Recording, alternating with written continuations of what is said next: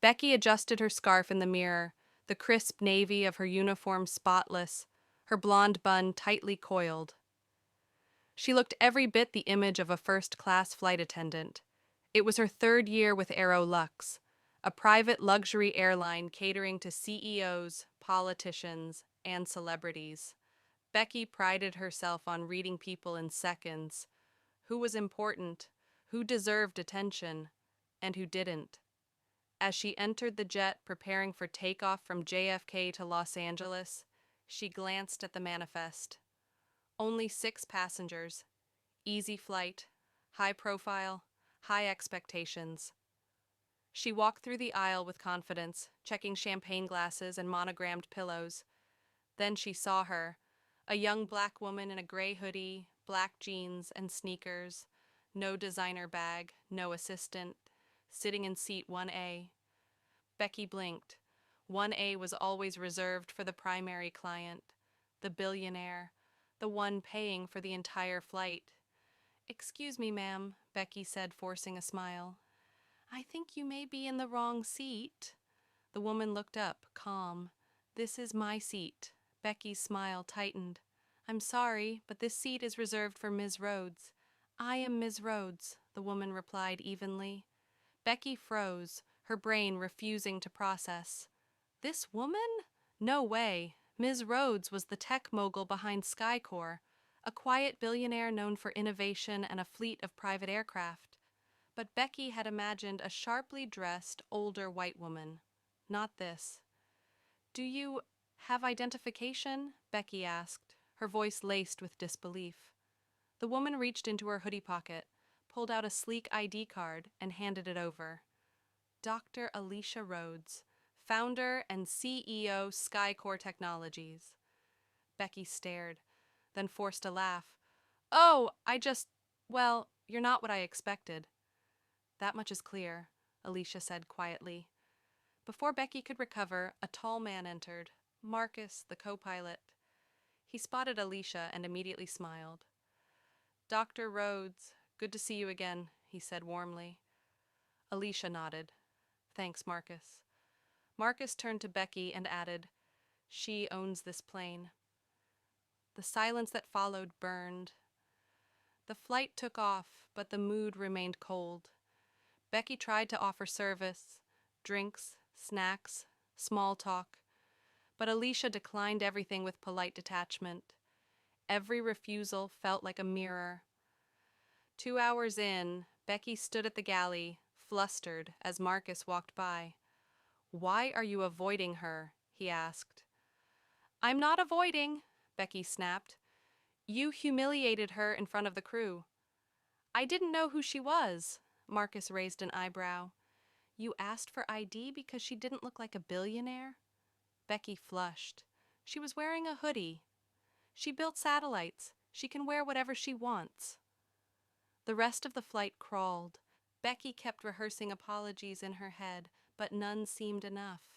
When they landed, Alicia stood, collected her small bag, and turned to Becky. "I'm not angry," she said. "I'm just tired." "Tired of what?" "Of having to prove I belong in spaces I created." And with that, she walked off. The next morning, Becky stood in the HR office of Aerolux Aviation, hands clasped tightly in front of her. She hadn't slept, had barely eaten. She kept replaying the flight in her mind. Every word, every look, every mistake. Across from her, Ms. Lin, the head of crew operations, sat silently flipping through a folder. "I didn't know who she was. I thought—" "You thought what?" Ms. Lin interrupted. "That a black woman in a hoodie couldn't possibly be your employer?" Becky flinched. "That's not fair." "It's completely fair. You didn't just assume she was a stowaway. You humiliated her. You denied her service. You touched her." "It wasn't on purpose." Ms. Lin raised her eyes. "Intent doesn't erase damage." Becky looked down. "I've been with this company 6 years. I've served senators, actors, royalty. I've never had a complaint." "Then maybe this was overdue." Silence. She's not firing you, Ms. Lynn said, but she's watching. Becky nodded slowly. She's requested that you take part in the new Respect Above Altitude program we're launching. It's mandatory. Bias training? And community outreach flights with people who don't look like you.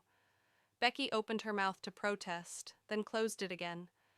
She thought of Alicia's face as she left the plane, calm, steady, unshakable. Okay, Becky said. 2 floors above, Alicia stood in her office overlooking Manhattan. She sipped coffee and reviewed the memo she'd written at 3 a.m. Subject, we change or we crash. She had quietly observed the culture of the aviation elite, the curated uniforms, the whispered biases. She had hoped changing the infrastructure would be enough, but technology couldn't erase ignorance. Respect above altitude would be her new mission, not just for Aerolux, but for every company under her umbrella.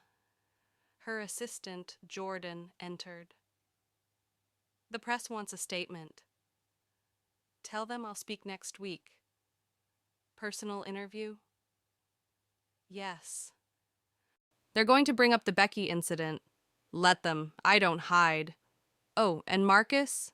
Promote him. He spoke up. That matters. Already done. 2 weeks later, Becky stood at a small airport outside Atlanta. The jet behind her wasn't luxury grade. Just a small aircraft painted with one message. Everyone deserves the sky. Children climbed aboard, wide-eyed, nervous. Most had never flown before. Becky helped them up one by one. She smiled, she listened, she learned. The co-pilot, a young black woman, gave her a nod as they closed the hatch. Becky had never felt smaller or more grounded. The following week, Alicia sat across from a journalist in a minimalist studio. You were mistaken for a trespasser? On your own jet? That had to sting.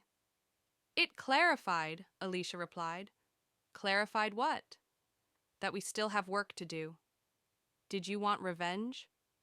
Number I wanted responsibility, and then reform. A lot of people are calling for Becky to be fired.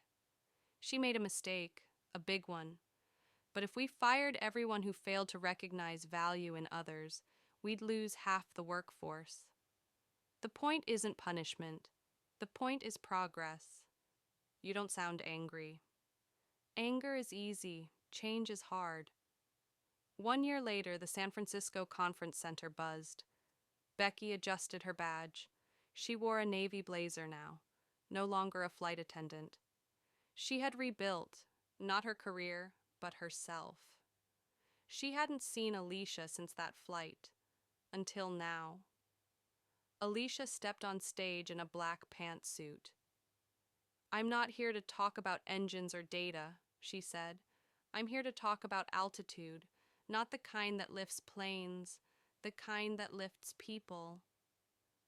I had a moment, a year ago, where someone looked at me and saw nothing, but that moment wasn't about her. It was about all of us. I didn't fire her. I invited her to grow.